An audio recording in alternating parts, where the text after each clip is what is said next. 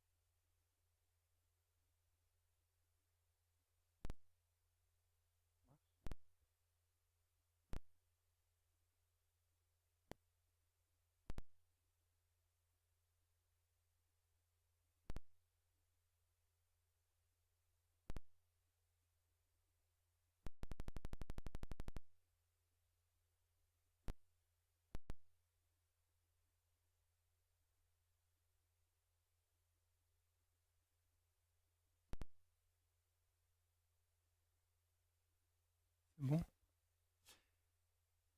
Bonjour. Bonjour à tous. Hello everyone. Thank you for coming. Before we begin, as usual, I ask you to join me in taking refuge, accompanied by generating bodhicitta and followed by the four immeasurables.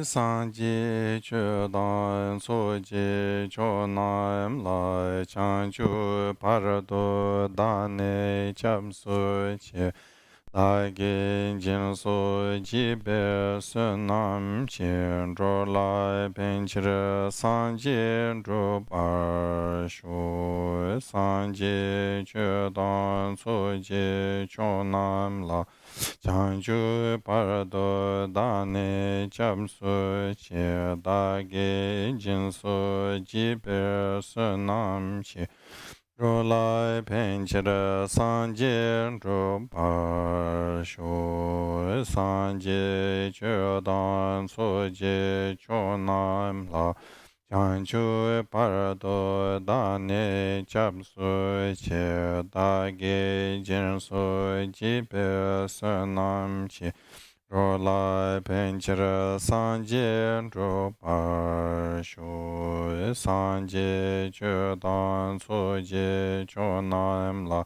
chanchu parado dane chamsu che dage jinsu jibe sunam che ro lai penchira sanjir ro pa shu sem chen tam che dewa tan dewe jo tan dembar chur che dungar tan dungar che jo tan chawar chur che dungar mebe dewa tamba tan min chawar chur che nye rin cha dan tan charve tan nyom chenpo la ne par chur che sem chen tam che dewa tan dewe jo tan dembar chur che dungar tan dungar che jo tan chawar chur che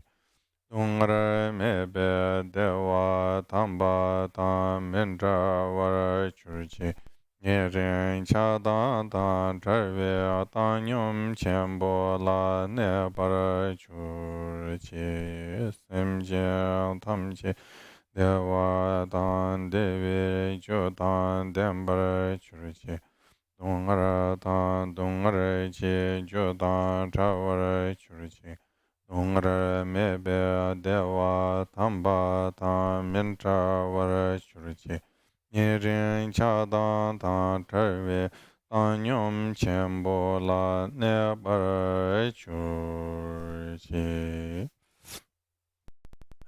Je vous invite.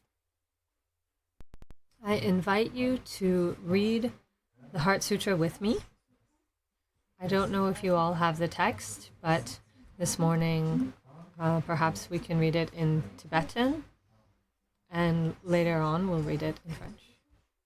Sam jume shira paru jen ma jen men ganam ke ngo ni so so rang ri yi shi ju yer wa tu sum ger we yum la chan sa lo de ge da ge de ba tu jen na chum den de ja bu kam cha gu pong bu re la ke long ge gen dun chen bo ta chang ju sem be gen dun chen bo ta tam chi do shu de ti ye ce chum den de sam mo na wa shi che we chu je nam jang je ting yen za la nyom bra shu so yang ti ye ce chang ju sam ba chen bo pa ba chen re se wang chu shiram che pa ro de chen ba sam yu che ba ni la nam bra ta sha pong bong a bo te da jang rang shin che tong ba nam bra ta wo te ne sang ji che tu ca dan den ba she ri bu chang ju sam ba chen bo pa ba chen re se wang chu la de ge chen ne so Rije bom mo kala la shiram che paru to chemba samyo cheba chebar do ba te chedra labra cha te ge che ne ba ta changju samba chembo pa ba chen re se onju ke tsadan dan ba charan do de po lan de ge che ne so share bo rije bom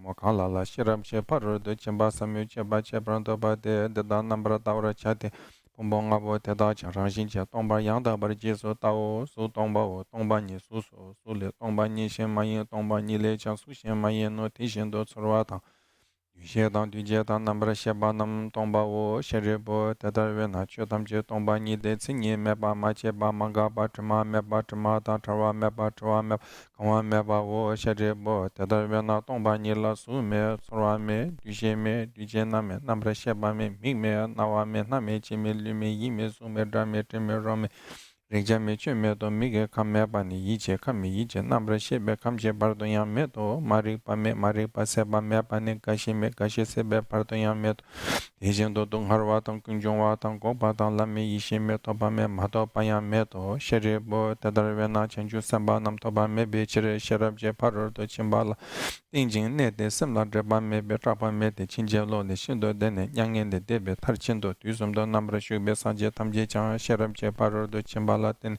ana me ba yang da bra zo be chang chu dong bra zo bra sang je so te da we na she rab je par do chen ben ha ri ba chen ben ha la na me be ha mi nyam ba da nyam ben ha Dungara tam je rab do shevra che be nga min sun be na dem bra she bra cha de sheram che par do chen ben ha ne ba te ya ta om ga te para sam ga dem bo di so ha chari bo chan ju sam ba chen be te da sheram che par do chen ba sam mo la bra cha wo te ni Tene chum den de tingen zen tele shen de changju samba chen bo pa bo chen re so wang chu la le so she cha wa chen te le so ri che bo te shen no te shen de che dar chu je tam ba shen do sherab che pa ro do chen ba sam mo la che bra cha te shin she ba nam jan chi so yi rang chum den de che de ge che ka tsan ne tsa dan den ba sha ra do de bo ta changju samba Samba Chimbo Baba Chinresa Wangju Dan Tamche Dan Dembe Kor Teta Dan La Dan Me Dan Lama Yen Dan Chisar Chibi Jidin Yirang De Chumden Deji Somba Lang Wambar De To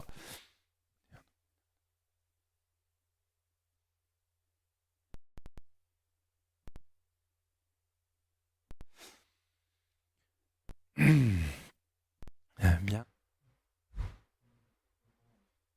So we find ourselves together again around this text, which is called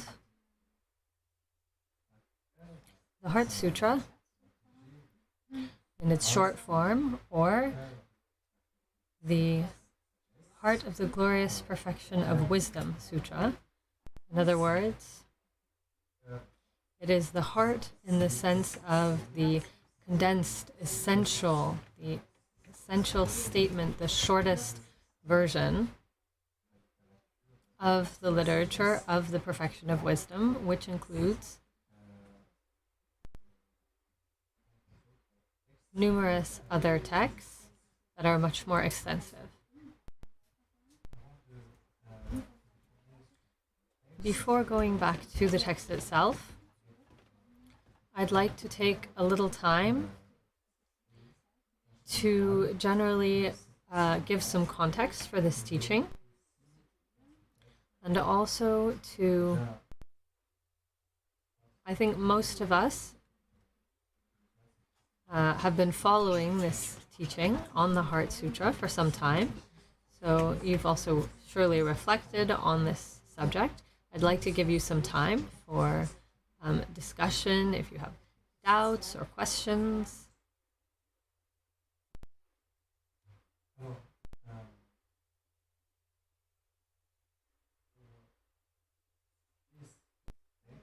So to put this text into context, we can approach it in different ways.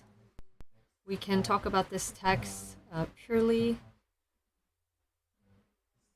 from a historic point of view, from a philosophical point of view. There are different ways to approach this text.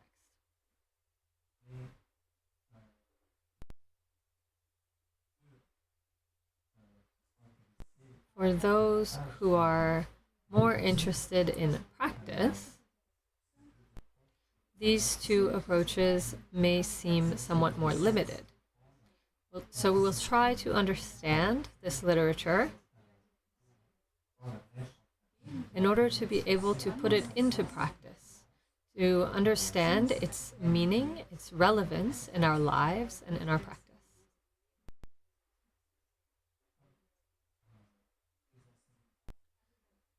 Like all Buddhist teachings,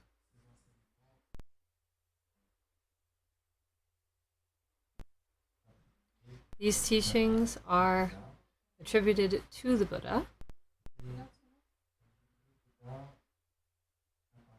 and the Buddha does not appear. In fact, we might think that the Buddha is a kind of philosopher, a thinker, a prophet. We might want to catalog him in this way. Many people might think about the Buddha in this way. They might draw parallels with other founders of great movements or religions that exist in the world. And generally, often the Buddha is presented in this way. But when we look deeper, all of the Buddha's teaching seeks out a solution, if I may say, to an existential problem, the existential difficulty that we experience. Maybe we could also say that this is also true of other spiritual traditions.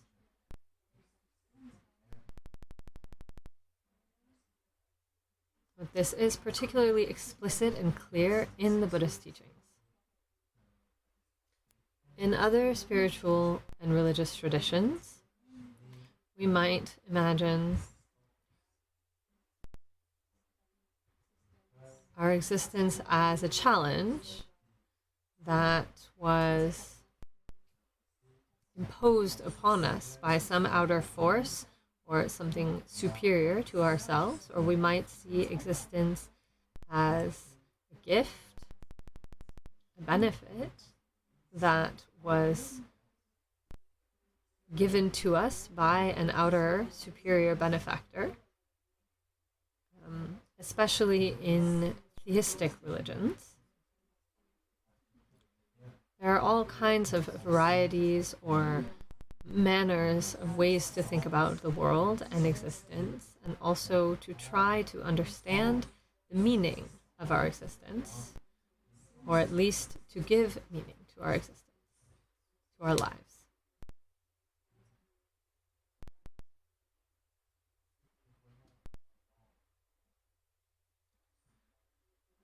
What we see in the Buddhist teaching, and this is also clearly explained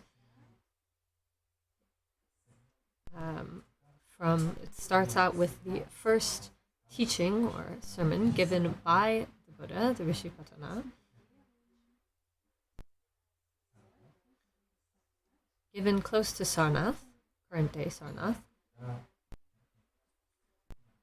In his first teaching, the Buddha stated 4 truths that we call the 4 noble truths, the 4 truths of the noble ones. This teaching, as you surely know,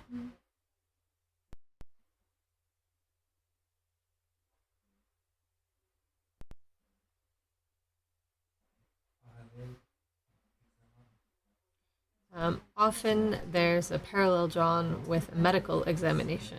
First, there's a diagnostic, then the etiology, then the prognostic, and lastly, one proposes a therapeutic remedy.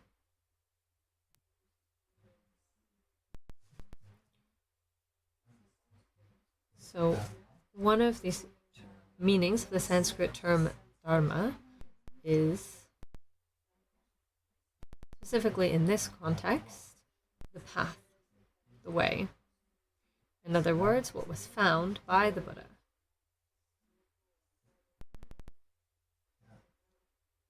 This remedy.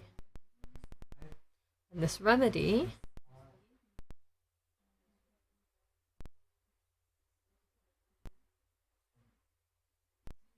it's not a kind of invention.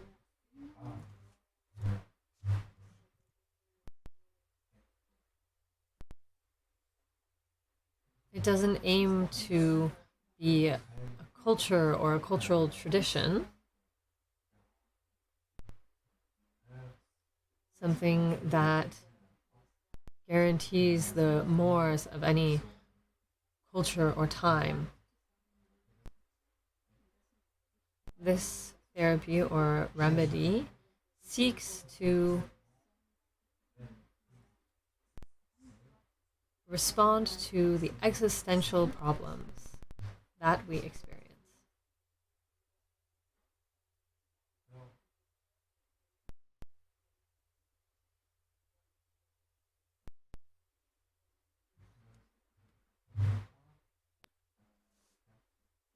The first point in the Four Noble Truths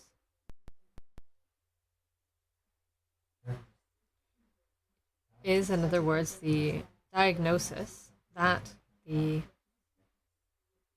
Buddha offers. He invites us to make this same diagnosis. All existential problems are manifest in this diagnosis.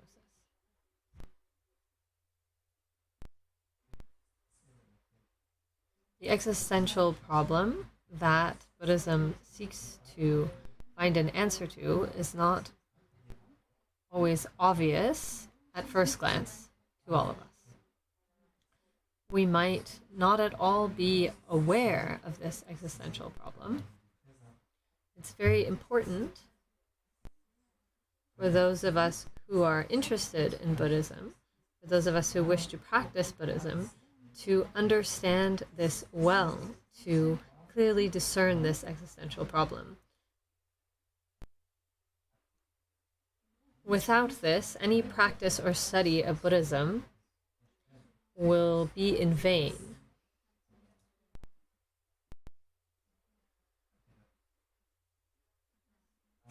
We could give the image that if someone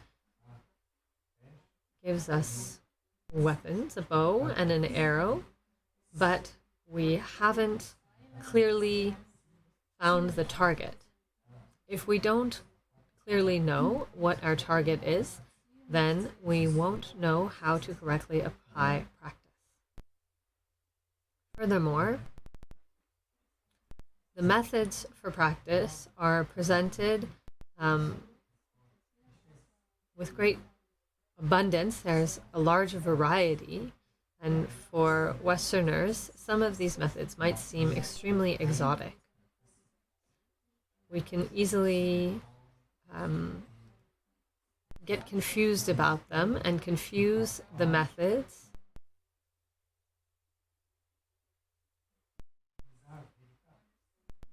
and miss out on the true utility of these methods and use them for other outcomes other than their true purpose. This is why it's very important to understand the first of the Four Noble Truths, to ourselves carry out this diagnosis, to truly become aware of the existential problem as it is seen, as it is taught in Buddhism. First, to understand it, and then ourselves to examine it, to see for ourselves if indeed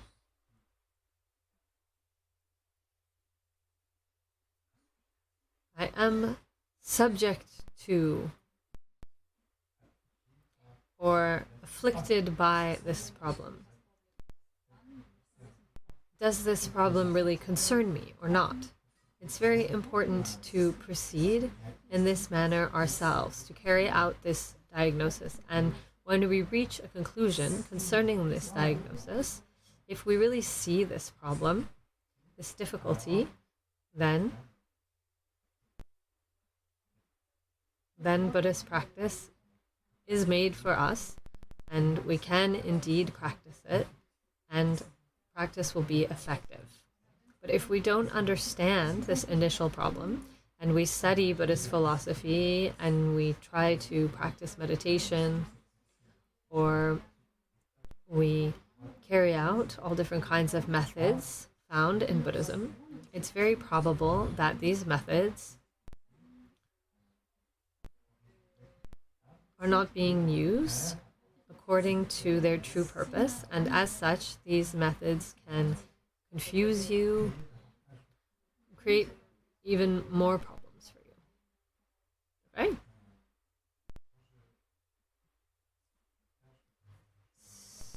So, if you don't mind, I'm coming back to this point because it's an important point. The problem expressed by the Buddha, the term that we find in Sanskrit literature, is dukkha. In Tibetan, in certain ancient texts, they leave the term dukkha in Sanskrit. When it's translated by dungyal. How can we understand this term? This term in Sanskrit is the opposite of the term sukha.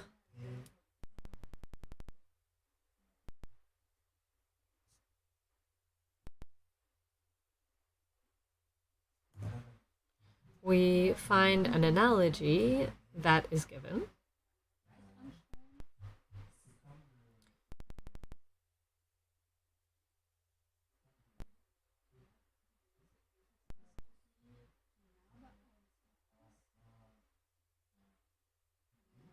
It's like the axis of a wheel. When it's not oiled well, it squeaks.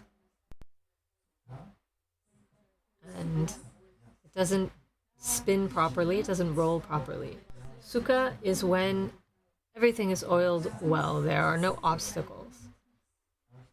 And this is the image that is sometimes given. So in general,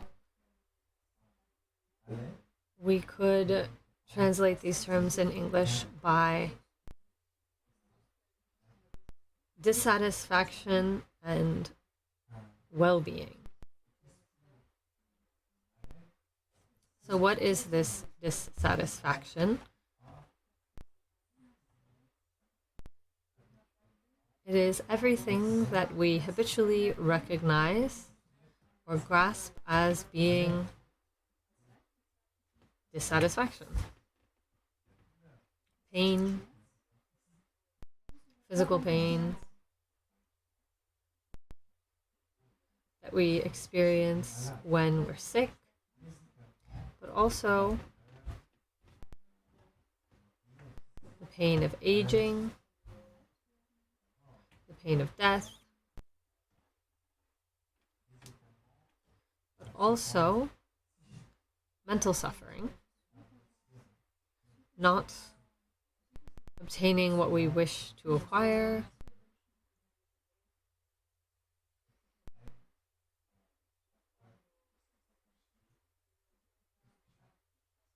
that the things that we love escape us, physical pain, mental suffering, all of this falls under dukkha.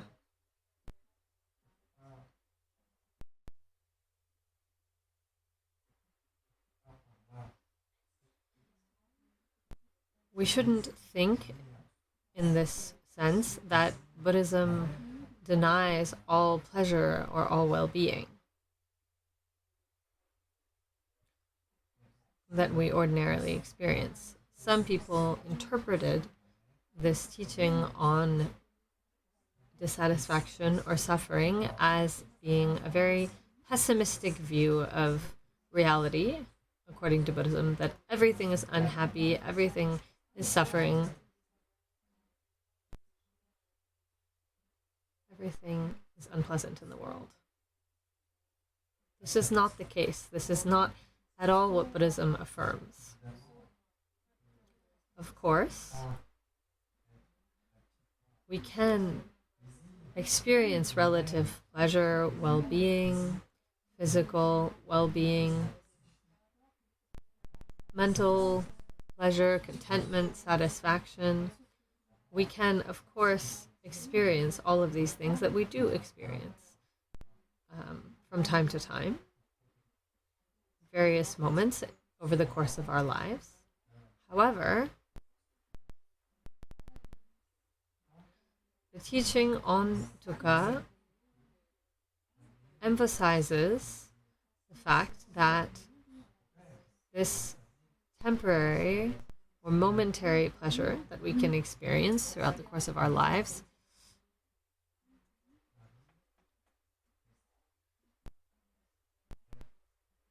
this pleasure is never present in a perpetual way, in a way that is not dependent on other circumstances that are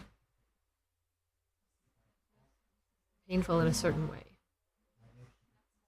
For example, well-being and pleasure require effort. They are not found spontaneously. And even if we do manage to experience them in a spontaneous way, they don't last. No pleasure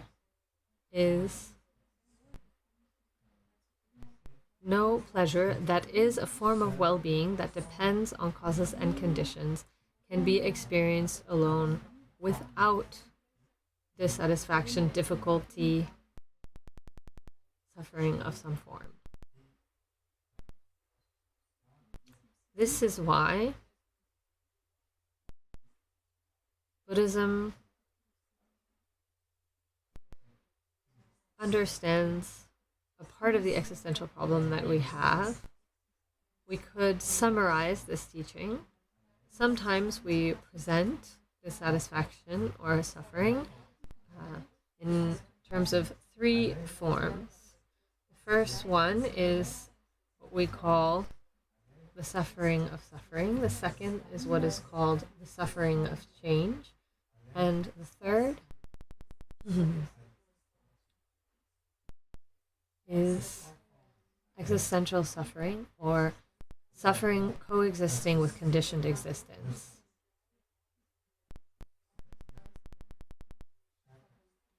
Each moment of consciousness is accompanied by feeling.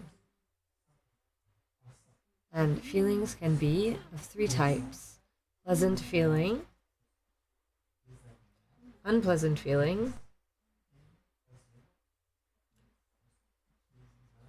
and a feeling that is neither one or the other, that we could call neutral feeling or even feeling. Each and every moment of consciousness of our lives is accompanied by one of these feelings. This type of feeling is among the 5 omnipresent mental factors that accompany every moment of consciousness.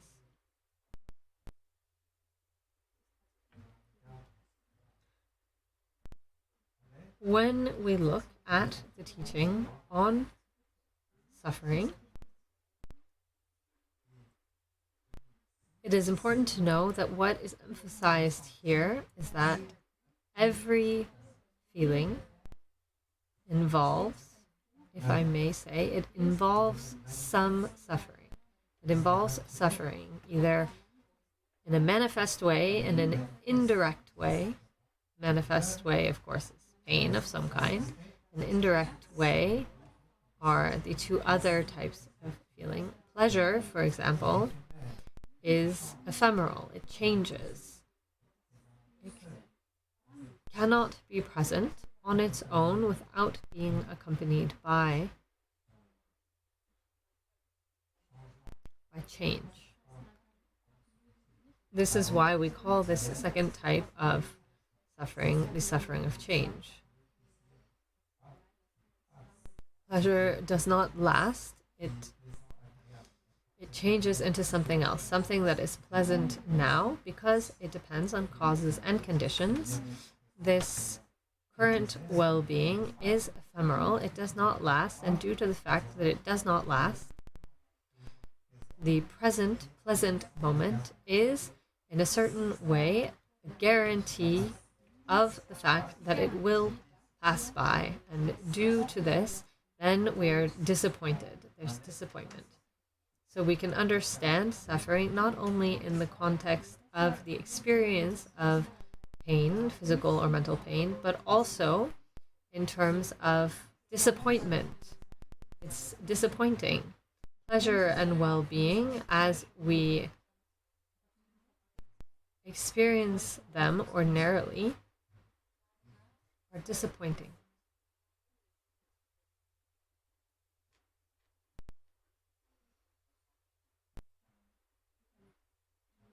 Neutral feeling we'll come back to later on.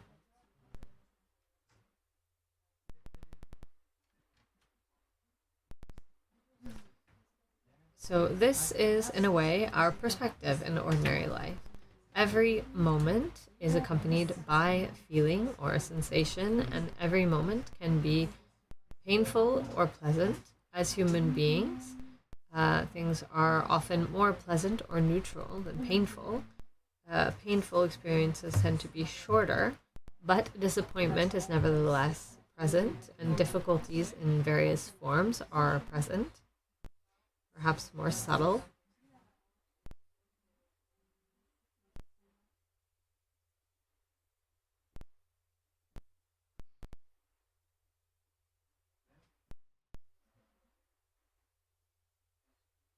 This problem, is it a problem that will resolve itself?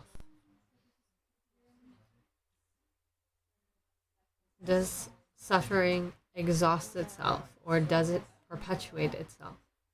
why are we in these circumstances?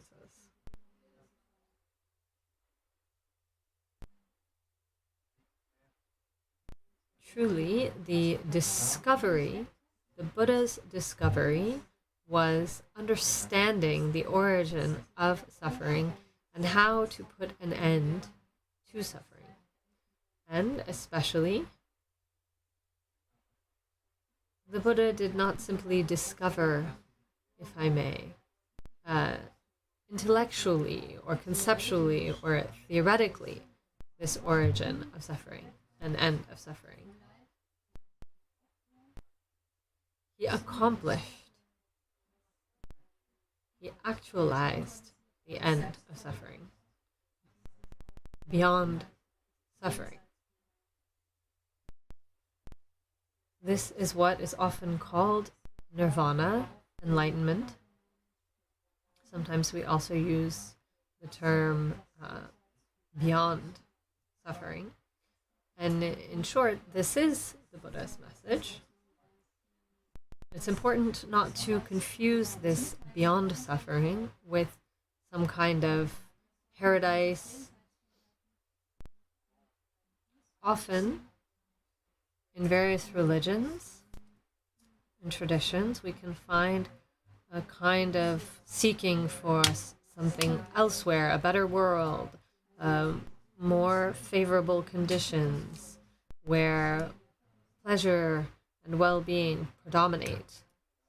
But the Buddha's discovery goes far beyond this, in fact.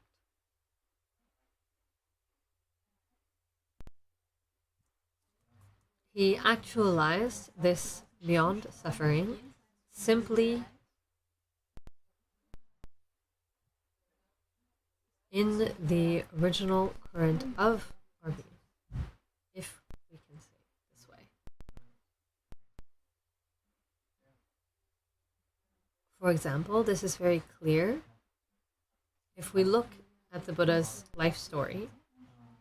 We can see him first as a prince, enjoying the most favorable condition circumstances possible of men of his time. And then he abandoned this condition in order to pursue the example of the ascetics. And then, after numerous years seeking and various spiritual exercises, he, in the end, discovers and actualizes enlightenment.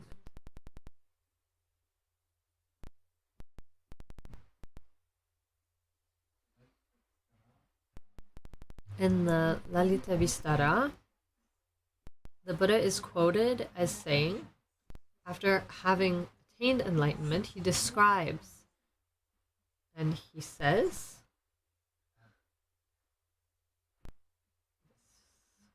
phrase in Sanskrit that will shortly be translated.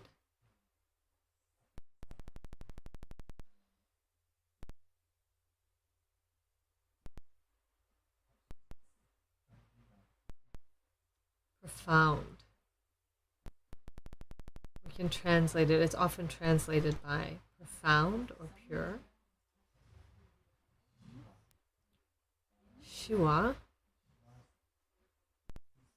which means peaceful, or that has the nature of felicity or joy. And Churta, he said it in Tibetan, in fact. This translates the Sanskrit term Prapacha, which is often translated as elaborations.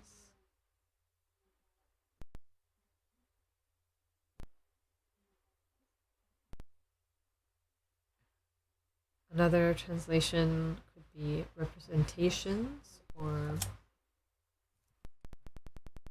proliferations. These translations they don't really work. The term Trpa is connected with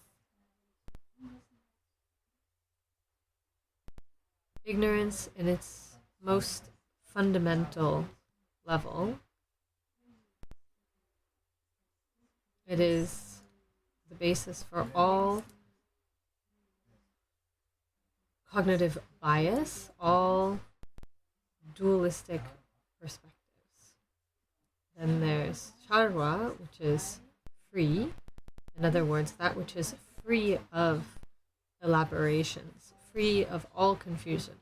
Shabshi Trutar Saltumache, luminosity,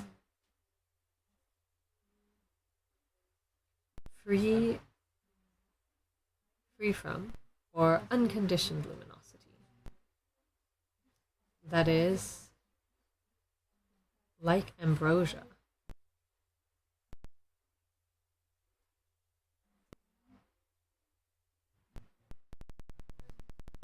We could say that the reality that the Buddha discovered involves these 5 points or principles.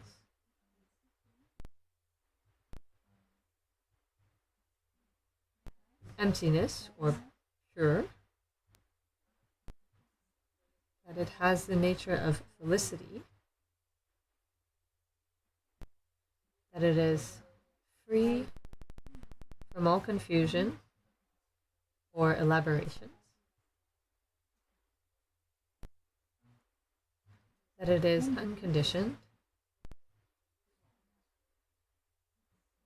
and that it is without death, deathless.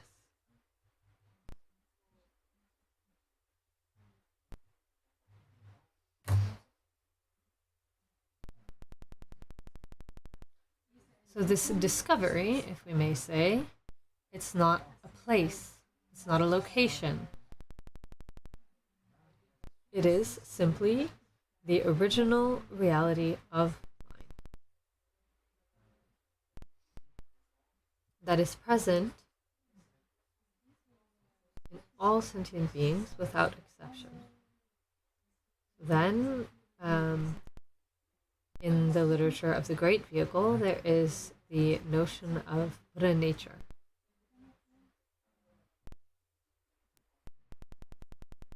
And this directly refers to this reality that the Buddha discovered. It's not a reality that we need to produce or construct or newly create. It is the original reality of our mind. This reality is present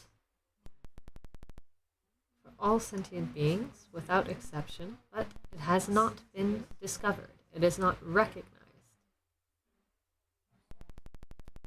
And this absence of recognition of this reality is ignorance.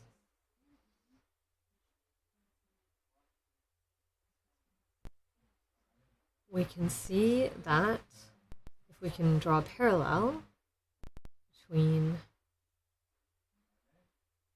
suffering on the one hand, painful states on the one side, and the beyond suffering. The Buddha wants to help us discover beyond suffering this reality of our mind. He talks about suffering not to discourage us, but to show us that indeed everything we ordinarily pursue, our worldly, ordinary preoccupations, are pursuits and preoccupations that are in vain.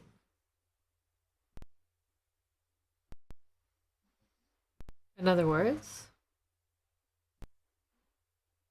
we are constantly pursuing an illusion.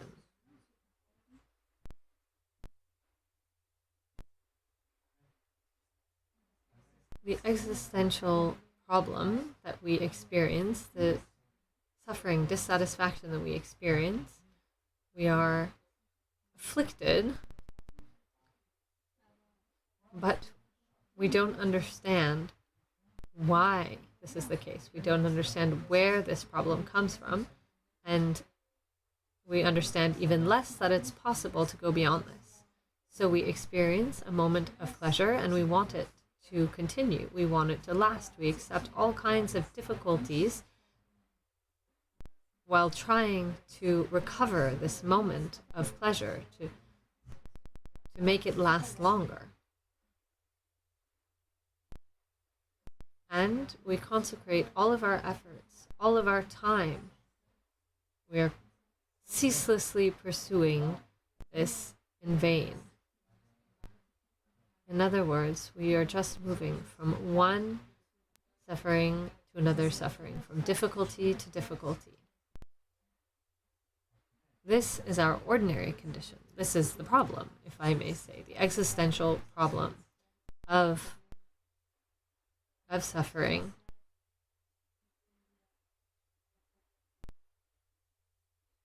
That we are subject to.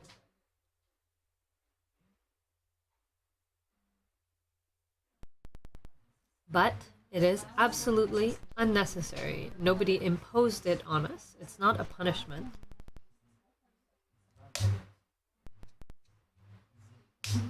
This is the second noble truth. It's very important point concerning the origin of suffering. Where does suffering come from? If we cannot correctly diagnose the origin of suffering, then we cannot discover the means to become free from it. All of Buddhism's practices, the studies that we undertake, studying the Heart Sutra, for example, practicing meditation, all of this is with the goal of finding a solution to suffering. So it's very important for us to understand where suffering comes from. What is its origin? If we don't have an understanding of the origin of suffering,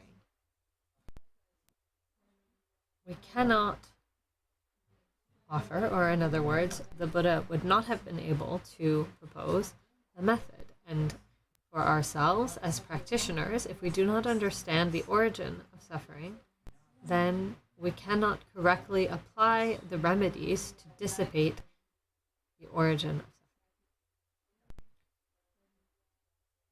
suffering, to work against the origin of suffering.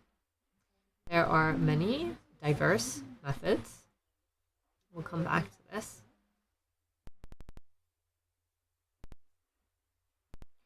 If I may say, this is a general overview that it is important for us to understand.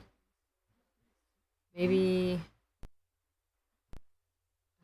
do you have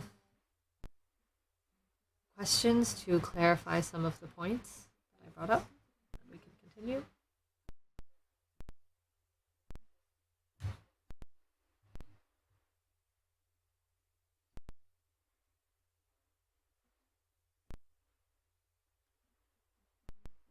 We need a microphone. Wait a minute. Microphone will slowly come. Otherwise, we won't be able to hear.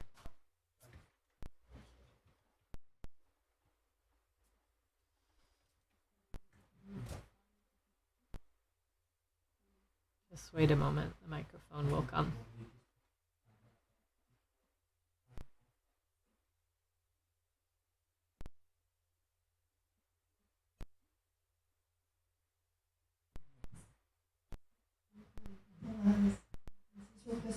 In one of the previous sessions during May, you said that by contemplating the 16 aspects of the Four Noble Truths, we'll be able to understand emptiness directly without mental representations.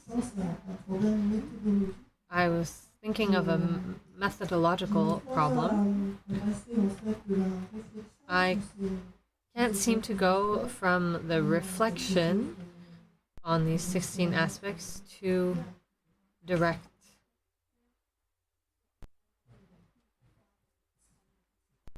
Okay, this is a very interesting question.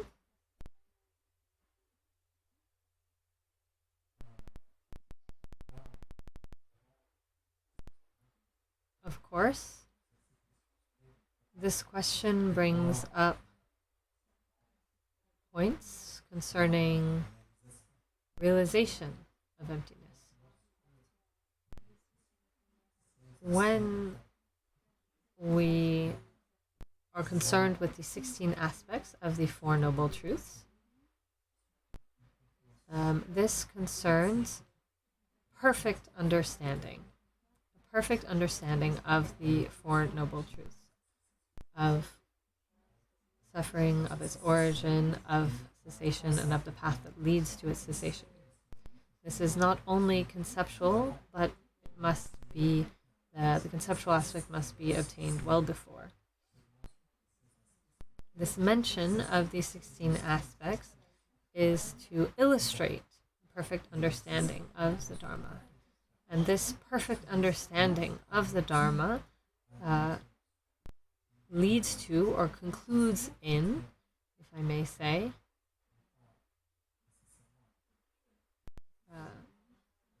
this realization, an understanding that is not necessarily intellectual. To start with, we have seen that by following the commentary given by Professor Sampa Dorje, and this also comes up in other commentaries of the Perfection of Wisdom, that there are 4 types of observation. Do you remember? Conceptual observation, etc. So to start out, emptiness, the reality of phenomena, in fact, we can only approach it intellectually, conceptually. Vipassana, in this sense, begins conceptually. For a beginner, we could say, it's conceptual. Conceptual, it can follow a process that is the kind of processes that are explained in the great treatises of Buddhism, in the Madhyamaka,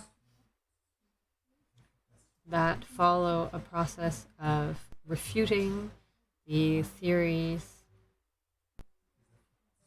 all of the affirmations that imply reification or affirmation of a substance, physical substance, mental substance. The Madhyamaka has no thesis. It does not affirm anything. And in this sense, Madhyamaka best presents the Buddha's understanding. It approaches the Buddha's realization or understanding the best in terms of philosophical doctrines in Buddhism. In Buddhism, they're presented kind of as a staircase from the least refined to the most refined.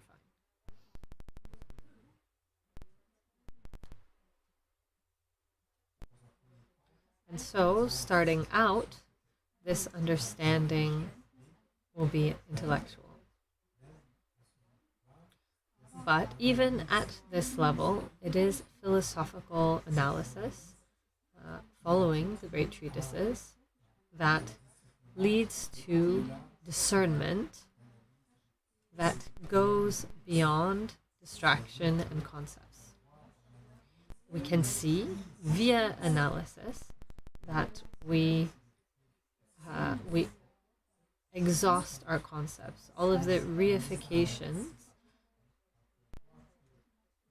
all of the affirmations have been analyzed. We can see that there's nothing to grasp. And this leads to exhausting the prapancha that we spoke of earlier.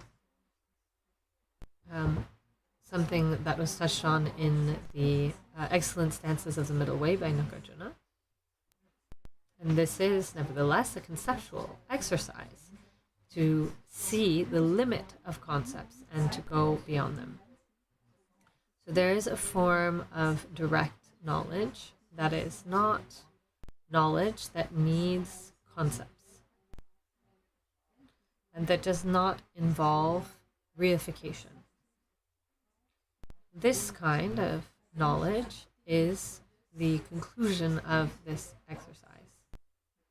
and this knowledge is cultivated. Then we remain in this knowledge that knows reality in a non-dual way, in a non-conceptual way. And we should not confuse it with a simple non-conceptual state or an absence of concepts. It is truly knowledge or discernment that goes beyond concepts.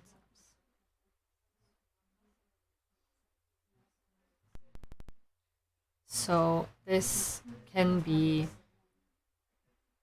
very intellectual. This can be carried out in terms of a very academic, systematic study of the philosophical treatises. This demands scholarship.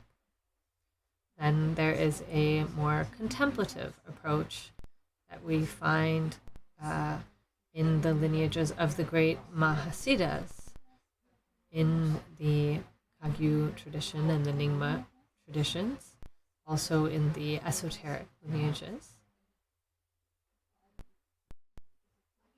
There is an approach that is more direct, but this does not exclude certain distractions. There is, in the Kagyu tradition, there are masters who teach their disciples to examine mind. There is an aspect that is discursive, that is intellectual, not distraction, but discursive, conceptual. It doesn't necessarily demand all of this systematic scholarship of all of the philosophical doctrines, but it is more pragmatic, more immediate, relating to my own experience. But it still begins on an intellectual basis. And only at the end of this intellectual process do we reach knowledge that is beyond concepts.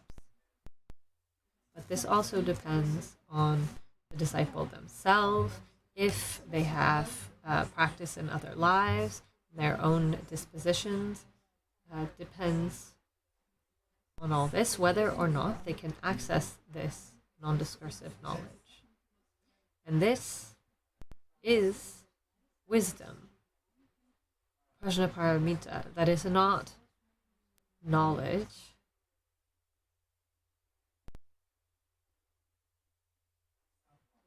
That is not knowledge in terms of knowing how to do something, for example. It is knowledge that is free from all confusion, free from all distraction, free from all bias, also something that it is connected to the original reality of mind, that recognizes our original mode of being of mind, and to realize it. This is free from suffering. So, of course, coming back to your question concerning the 16 aspects, here we're talking about perfect knowledge of the Dharma. Perfect knowledge of the Dharma leads to this knowledge that is beyond discursivity, that is direct.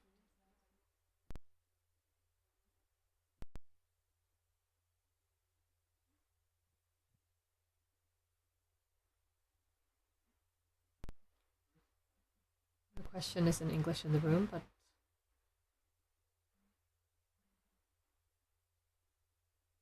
so you can listen. I guess I have to repeat it anyway, maybe for the recording.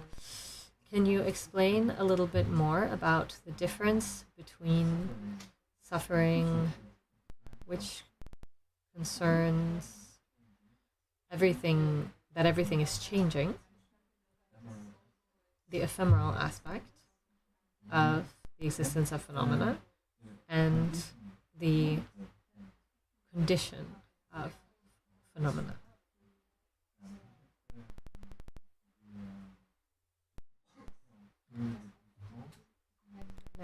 Now he's giving the question in French.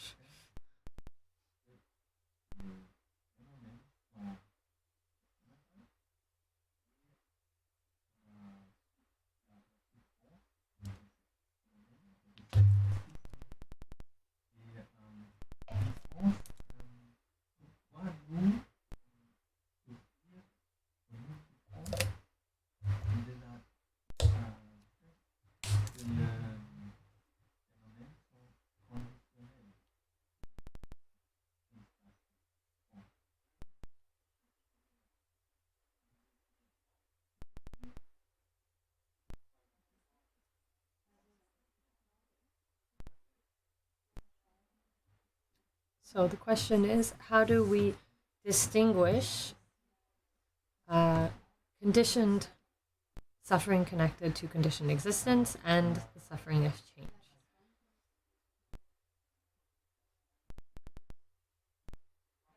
Of the three types of suffering, the first one is obvious. The second one is less so. It's more difficult for us to grasp.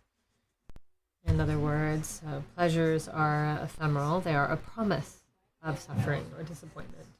There are different levels of understanding of the second point already.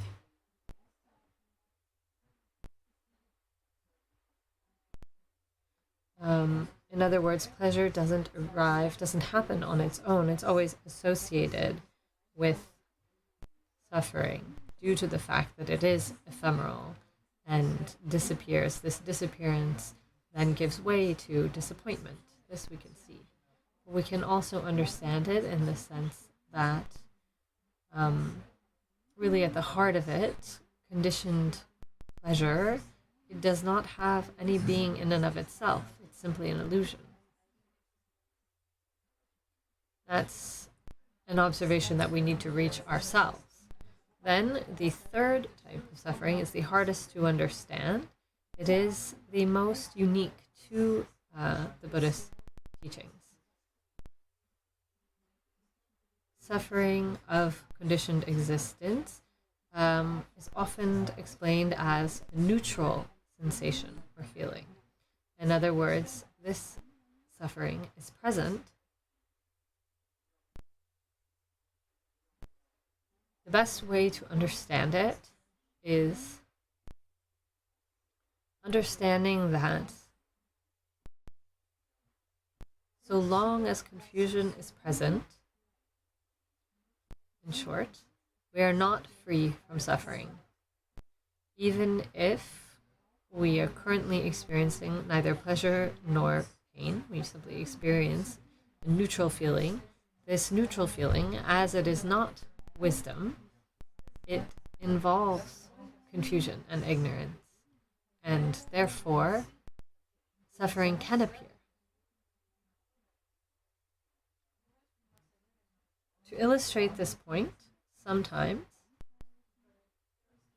there's an analogy or an image that's used of the process of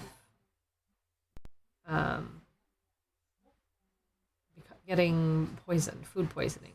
There's a fruit that is poisonous. We taste this poisonous fruit. The fruit tastes sweet. This is the suffering of change. The fruit tastes sweet, but although it tastes sweet, it still involves poison. The poison has entered into our body, and then in the second part, we don't have the pleasant experience of the taste anymore, but the poison is present within us, so that it's like an incubation period. We have neither a pleasant sensation or an unpleasant sensation.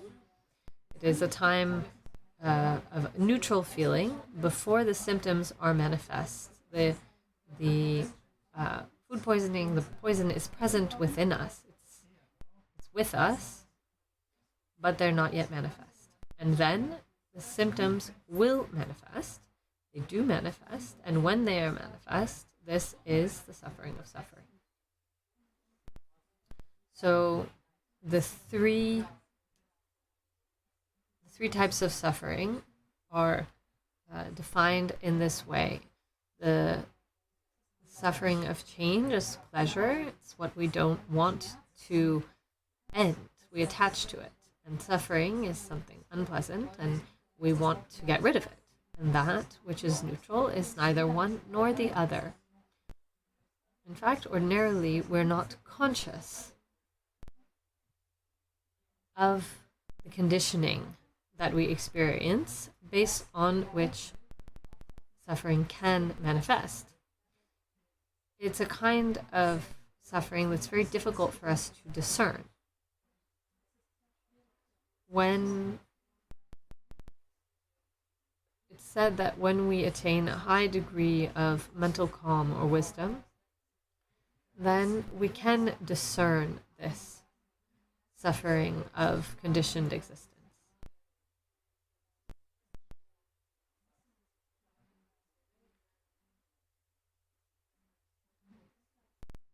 In other words, what is conditioned existence conditioned by? By distraction, misunderstanding, or afflictions, ignorance. Ignorance is manifest and maintained in our mind, by our minds. There are other ways to explain it. So long as there is the alaya vijnana, the basis for all consciousness, then samsara, all different types of pain, can manifest. It's connected to the functioning of ignorance that we are in. We're going to take a break here, and we'll get together again in half an hour and continue with questions. Stay hydrated. It's very hot today. Ye tamchi si ba ni tone ni pe dana pamchi ni je ga na chi balap ru si be so len ro wan ro war shu.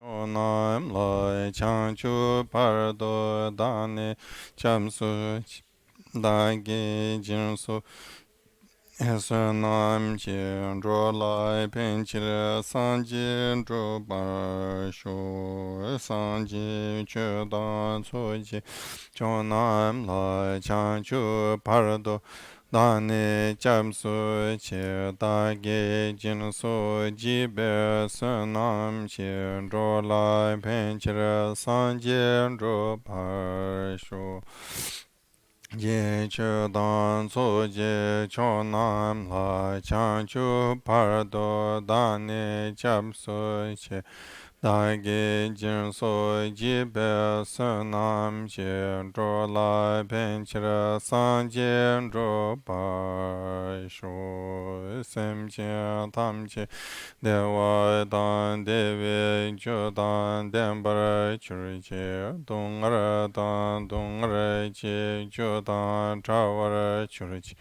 Dungara mebe dewa tamba tam hindra vara churchi nyerin chada dan charve tanyom chembola nebar churchi chomden de jambe yang la chansa lo Kange lo dre nye dendra nye dara namda ram sarve chi nye tungun chi shin si chi ni che to kara le bams kanda si be tsara ma ri mundama dongara che sarve dro tso kun la pu chi tar se yen la chu chu yang den su dro dara che dro nye mo nye lo le je cha dro dro se che ma ri mun sara dongara nyu ku chi nye chun ze rajan dene tajin saju tarsun yantana lizo gerse tuvu ko chura chudan chuni jent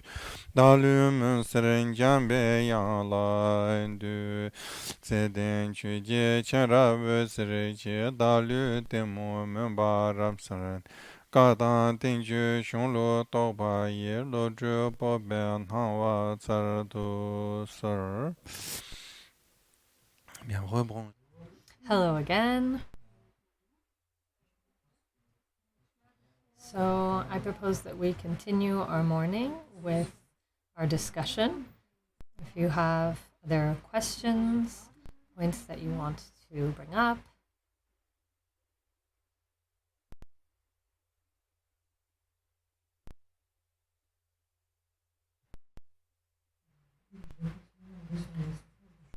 okay, so I'm going to continue concerning the suffering of change. I see that when I go to a restaurant, when I'm having a meal, it's a nice moment. I'm enjoying myself. There's pleasure, and then on the next day, I'm going to eat pasta with butter, and I can understand that I'll be a bit disappointed facing my plate of pasta at home, but maybe there's neutral sensation when I'm not thinking about it, but I can't really connect with that neutral sensation. So I guess my question is, if we can't recognize that neutral sensation, then how can I really develop renunciation? Rinpoche replies, I think 5-star restaurant pasta isn't necessarily the problem. We have to look at it in a general way, rather than in terms of a specific experience. We can look at it in terms of the meaning that we give, that we attribute to our existence. Who I am, what I do, we have all of these ideas about what constitutes success. A successful life. We think about a life in which we increase the amount of and the length of pleasant experiences, and we can diminish the unpleasant experiences. In general, we have this kind of attachment because we believe that we can really obtain success in samsara, that it's possible.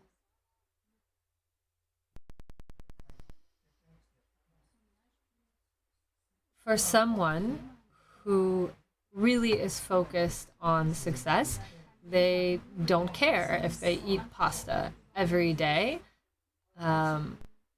because they're so focused on the hope and the belief that they can obtain something.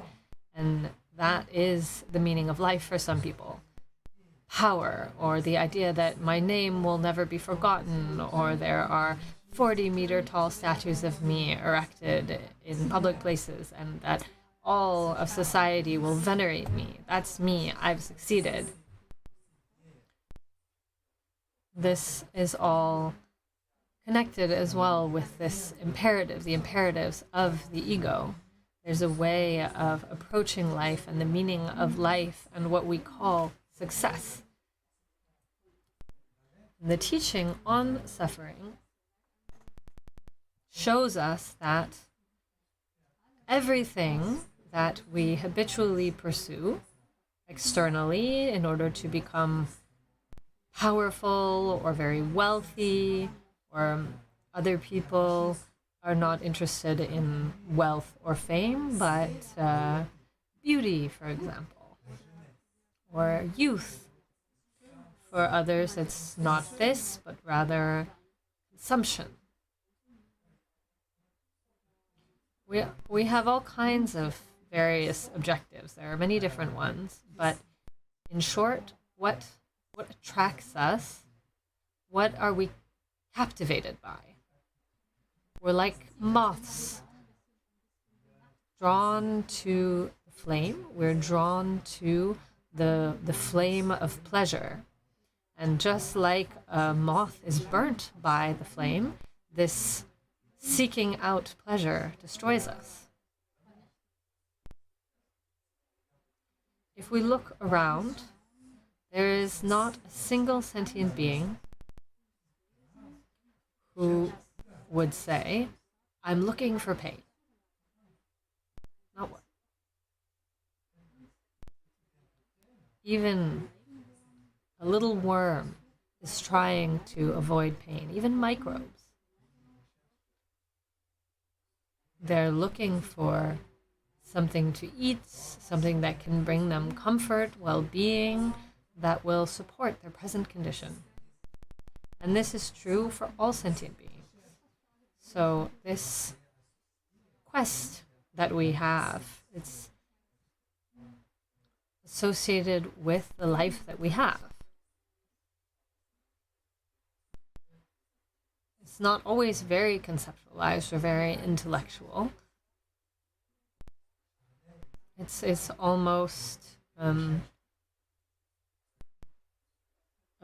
brute feeling. It's just based on feeling.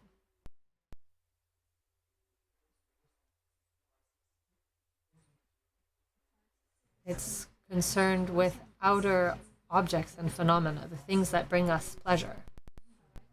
The teaching on suffering specifically points out that whatever we are pursuing, whatever we can obtain, regardless of what it is nevertheless in vain.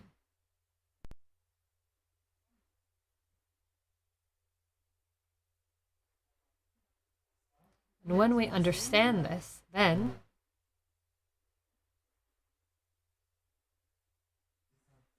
there's a kind of disinterest for this pursuit. We don't see the purpose anymore. Why pursue all of these things? Because there's just disappointment. Pleasure is disappointing. There's pain, of course, but even pleasure and fame, all worldly preoccupations, wealth, youth, beauty, consumption, pleasure, praise, power, all of this is disappointment.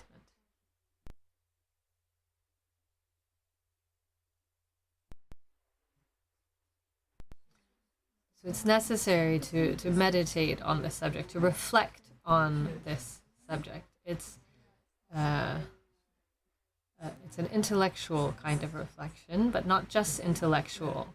What really is disappointment? What would it be like if I really had that or not? Truly, would I be happier? Would I have greater well-being? If I have greater pleasure? At heart, this pleasure is ephemeral. In fact, we obtain nothing. I don't know if this answers your question. Maybe I misunderstood.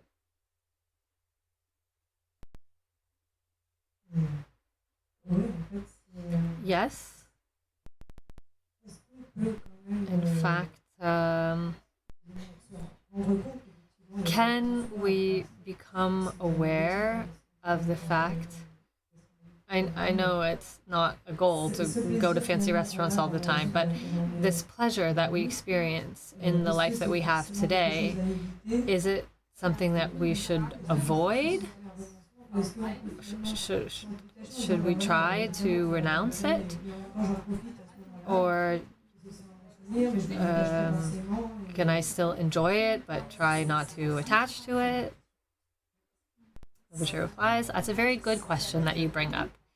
This is one way that we can understand this teaching on suffering. A very Western way, if I may say. Because in the West, there's this notion that pleasure is bad or even sinful, maybe. We have this preconception, and when we hear this teaching on suffering, that pleasure has the nature of suffering and that it's disappointing, we have an impression that we should feel guilty if we experience something good because it's bad. I feel like maybe your question is connected with this. So to clarify this point a bit,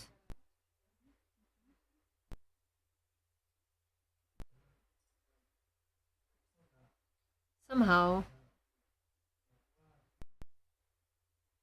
the Buddhist path has a twofold purpose, objective.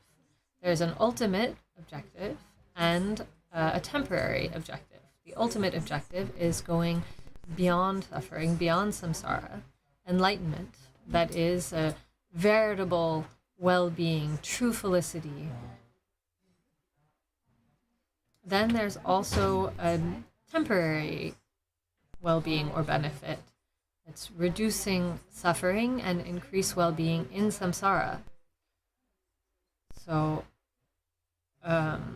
we also practice Buddhism to prevent being reborn as an animal or in a hellish realm, to prevent being reborn in difficult situations or handicapped. We try to give ourselves positive conditions. So Buddha explained causality. He explained how our confusion functions. He explained the thoughts and actions that determine certain types of experience. And so, in short, the Buddha does not say that we shouldn't cultivate the causes for well-being. In other words, if we follow ethical discipline, for example, then we ensure that we will have the best conditions for practicing, but also temporarily a happy life. A happy life in this sense, via ethical discipline, we will know contentment. Due to practicing nonviolence, we don't harm others, and others in turn don't harm us. Due to ethical discipline, we'll be able to have a longer life with less illness. Also, in our future lives, we will be able to attain a human condition. So, due to understanding causality, we are able to truly cultivate ethical discipline. If we do it for the wrong reason, out of attachment to the fruit or these results, the Buddha didn't say that it's bad to have pleasure and well-being. It is the result of virtuous actions. But if we become attached to this result, then in fact, you'll perpetuate suffering. You won't be able to become liberated. So the point is not to say it's bad to experience pleasure. It's something that happens naturally due to virtue.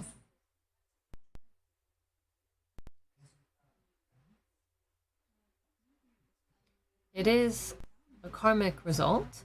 If we cultivate virtue, we can expect to have results that are of the same nature. But if we are attached to this fruit, it's not necessary to reject it or feel guilty when things are positive, but becoming attached to it, becoming attached to the result itself, is not the same as becoming attached to the cause. If we're only attached to the effect due to not understanding causality, then we may undertake actions that will bring about pain. For example,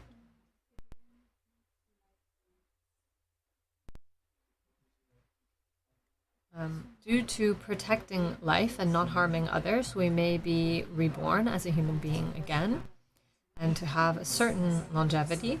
But if we are attached to this and we forget causality, and we get confused about the cause of longevity, and we think, oh, I need to kill others to prolong my life. Maybe I need to, I don't know, drink human blood to prolong my life, or I need to profit based on others in order to prolong my conditions. Then I'm attached to the result and not the cause, and I'm engaging in activities that in the end will lead to an experience of pain, because I'm creating the causes for pain and suffering. So there are two levels of understanding. First, concerning the functioning of conditioned existence, karma, causality, knowing how to discern what are virtuous actions, what are non-virtuous actions, and cultivating virtuous actions in order to ensure that we have positive conditions.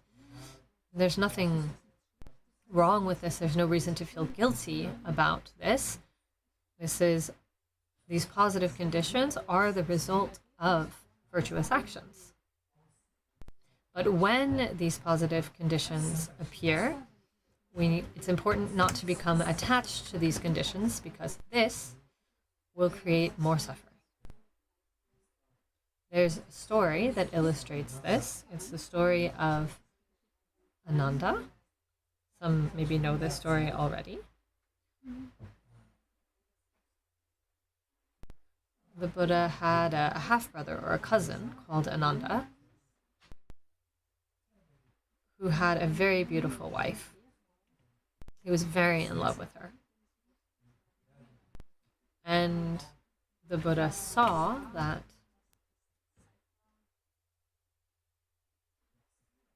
it was time to teach Ananda the path. And so one day the Buddha went to his house to carry out the traditional alms request that monks do. Ananda was there with his wife, and his wife said, "No, don't leave me." They were so in love.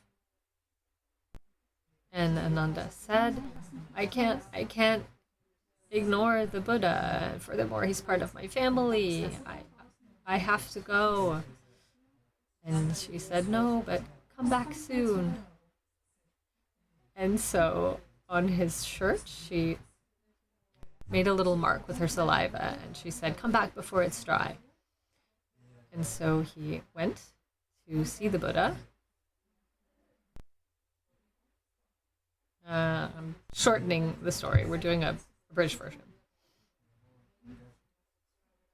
Anyway, he has a whole discussion with the Buddha.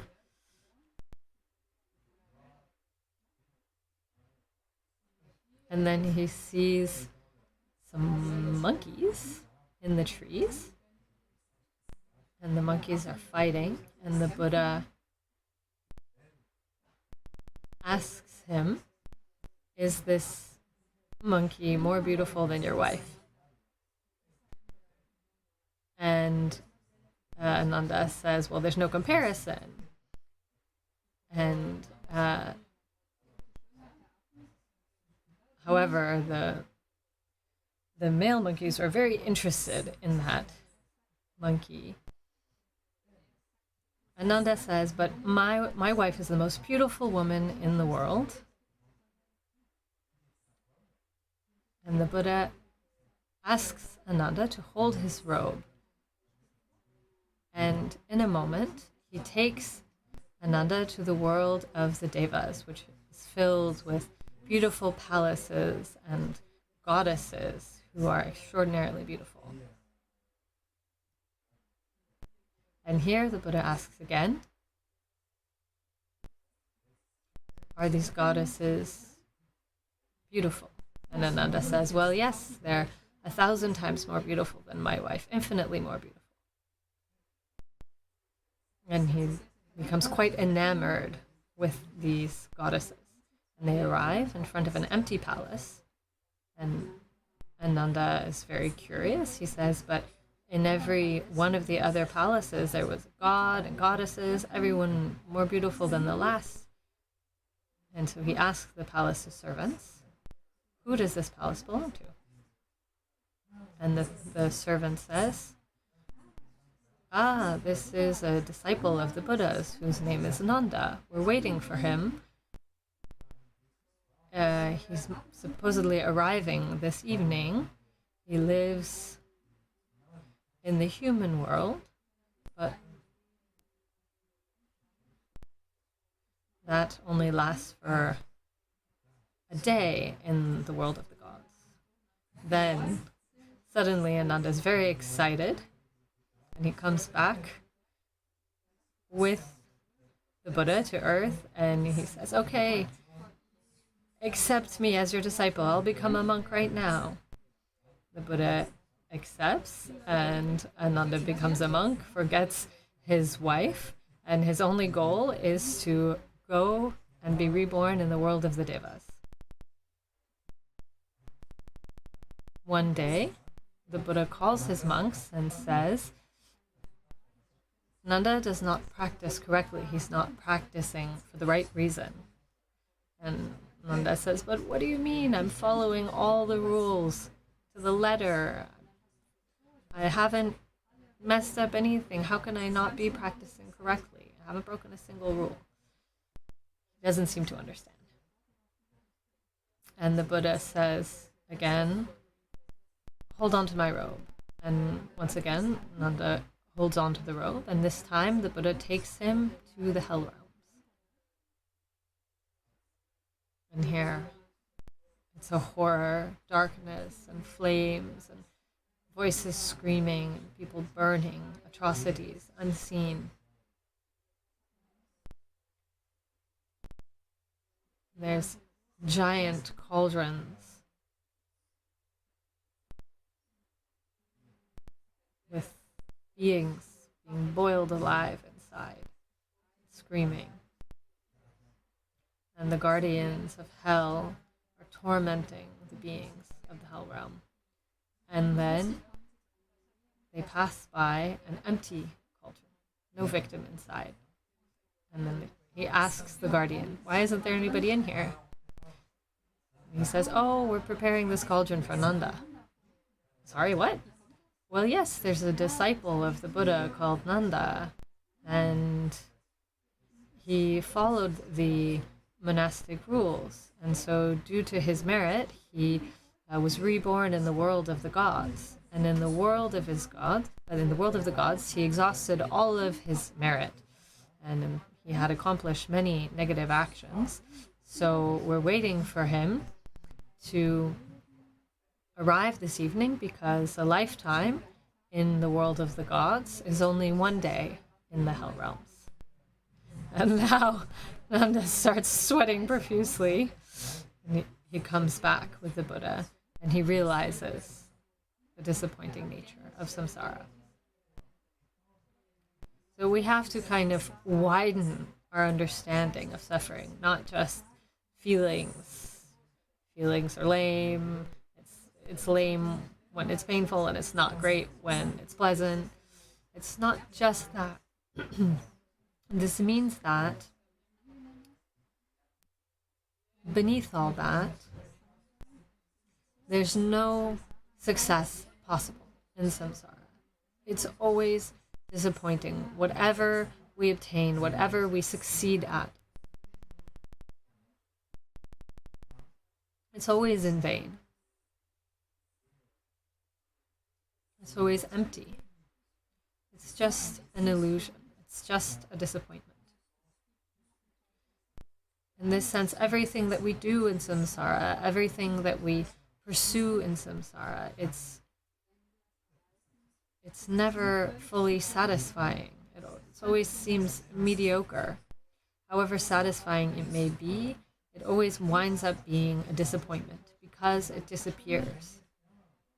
There's nothing in samsara that is truly reliable.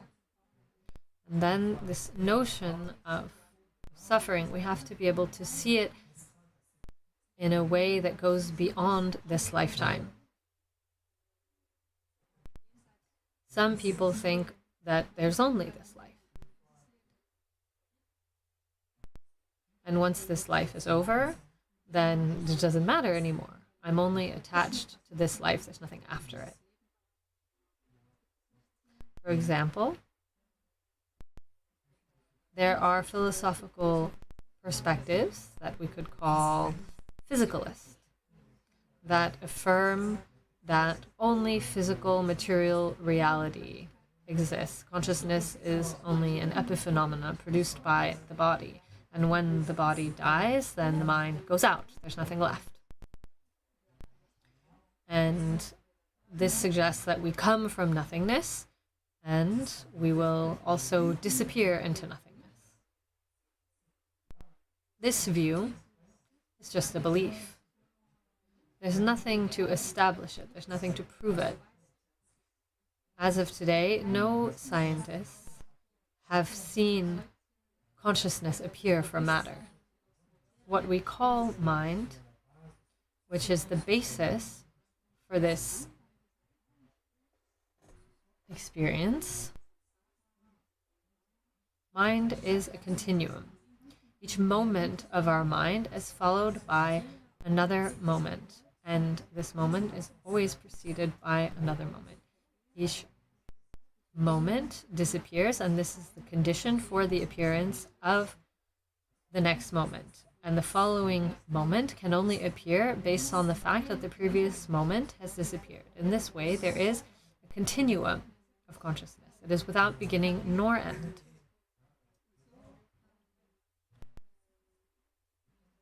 And so long as this mind does not understand its original reality, it cannot establish itself in its original reality.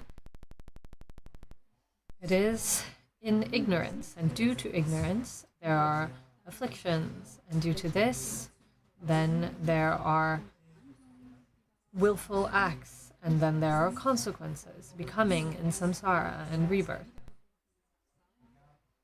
If we look at this whole, we can see that we are moving from one disappointment to another, and fundamentally, our confusion limits us, imprisons us. It is a source of suffering. We have to see it in this way, with more of an overview, a general vision. It's not just an anecdote concerning our feelings. We have to look at it in general. We have to see the whole picture. We are prisoners of our own ignorance. Is this ignorance a problem? Maybe it's not a problem to be ignorant. Well, yes, it is, because ignorance is what perpetuates suffering, what allows for suffering to manifest. Whatever we do in our lives, we'll always encounter disappointment. This is the very important point that we need to understand in order to be able to see the point of Dharma practice. Dharma is here to allow us to recover our original liberty, to become free from becoming, from suffering. And all of the practices are, in short, related to this.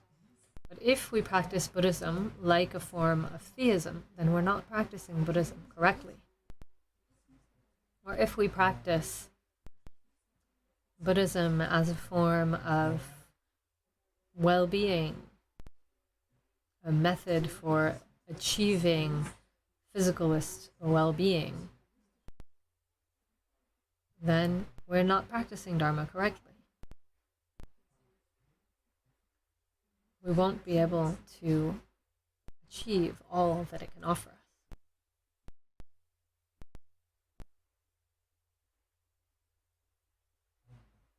Nanda, he was called. Not Ananda, but Nanda.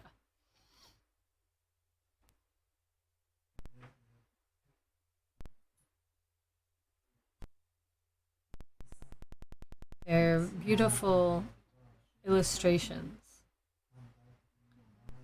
where we can see Nanda becoming a monk, but he still can't forget his wife. He's very sad.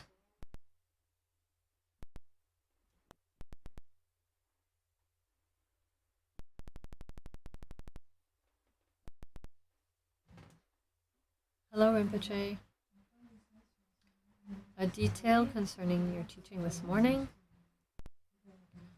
When the Buddha realized enlightenment, you presented it in just a few words, and you cited 5 characteristics.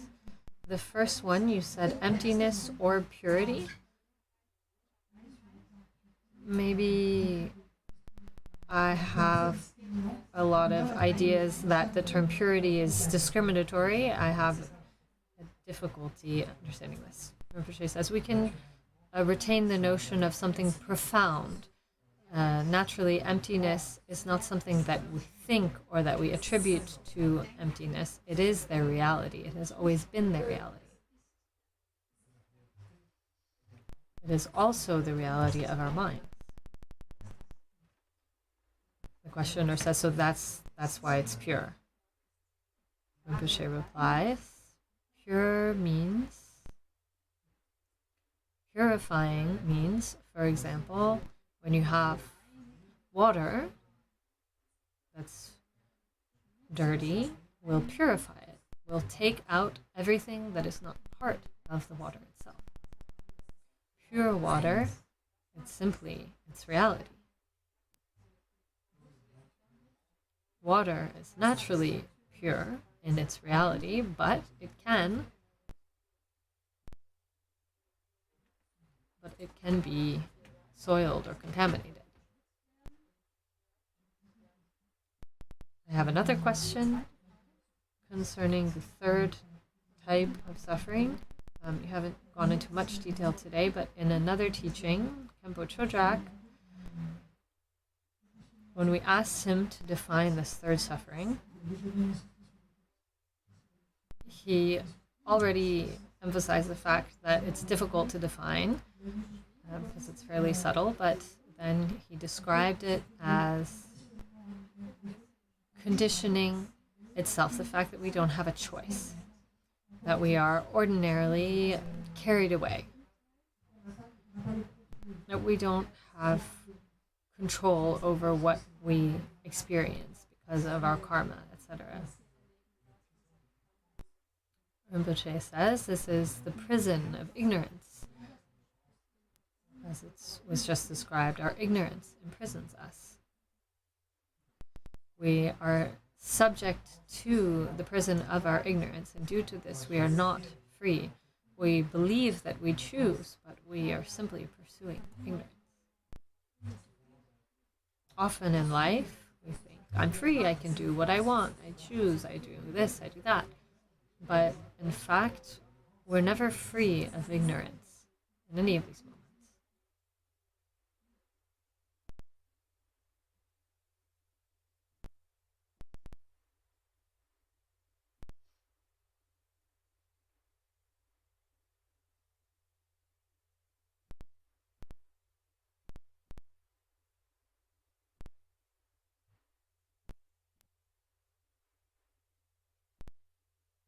Hello?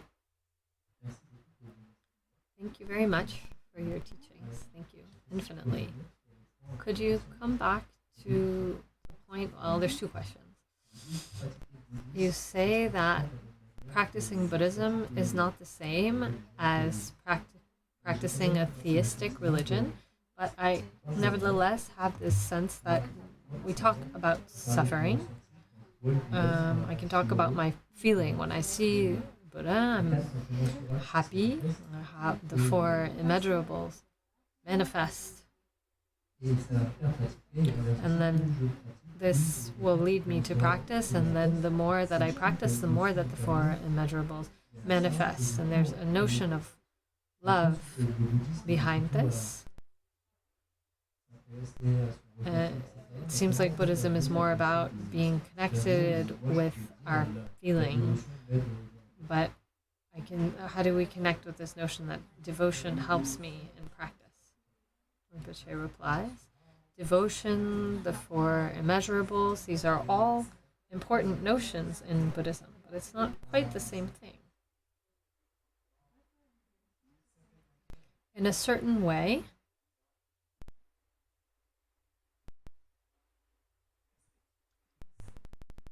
in a theistic perspective, due to the fact that the Creator is omnipotent, everything depends on the Creator. One's practice, at its heart or absence of practice, doesn't change much. It's just due to God's grace, in a sense. Everything depends on Him. Whereas in Buddhism,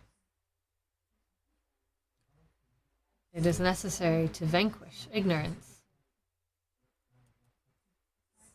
Practice needs to dissipate the afflictions and problems. Devotion, something needs to change within us. Our becoming doesn't depend on something external. It depends on us. Coming back to the causality of samsara, in other words, suffering doesn't come from nothing. It also doesn't come from something that is not its cause, an external being, a God. If it depended on something else, then it wouldn't matter if I experience love and compassion. It wouldn't change much. In a theistic tradition, love is always connected to this higher power because our salvation depends on this something else. So in this sense, the perspective is very different. It doesn't mean that there aren't any parallels.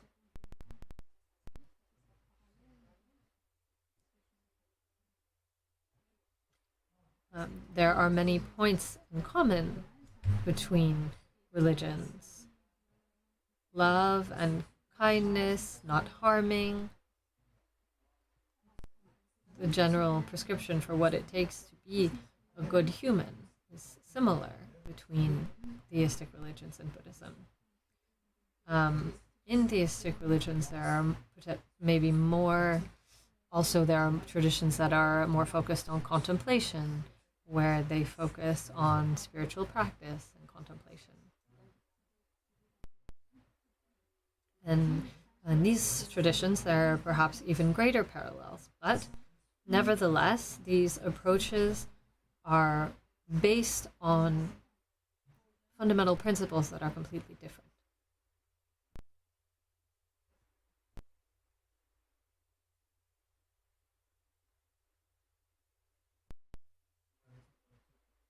So the reason why I insist on understanding suffering is because we also need to understand the origin of suffering. And this understanding is what will allow us to then see, in relation to practice, how we can truly engage in practice. What we call devotion, for example, in Buddhism, it's something that arises, that is born from understanding.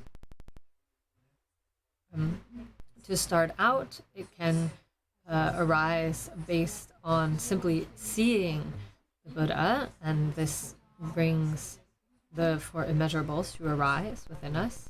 We call that tongwa, admiring devotion. Then there is devotion or trust that comes from trust, confidence when we've understood the teaching.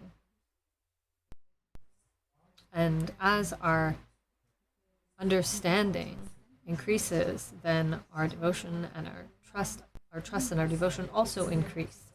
And then it will become based on experience, not simply knowledge in a theoretical sense, but direct and immediate understanding. And then true devotion can arise.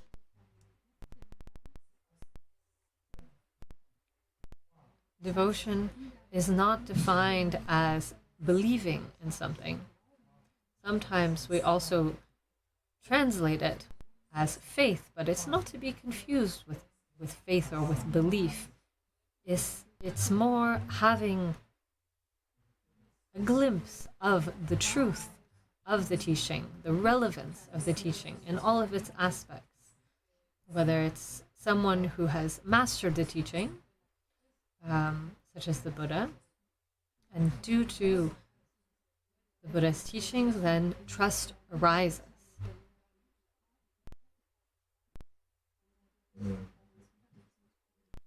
Hello, Rinpoche. I'd like to know if an experience of felicity or emptiness arising in meditation is connected with going beyond suffering, and then if having this experience will allow to, if this experience is necessary to let go of samsara. Rinpoche replies, it's not absolutely necessary. Felicity or joy is an experience of pleasure, but it can also be an innate and natural joy. The important thing is to understand emptiness. Felicity, joy in general, we grasp onto it. We don't see its emptiness. The important thing here is to understand the emptiness of this felicity.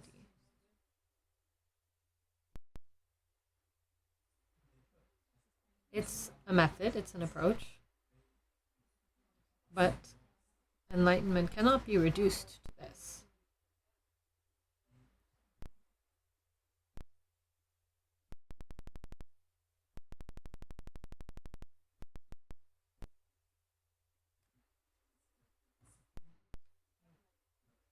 Using felicity to understand emptiness is one means, it's not the only means.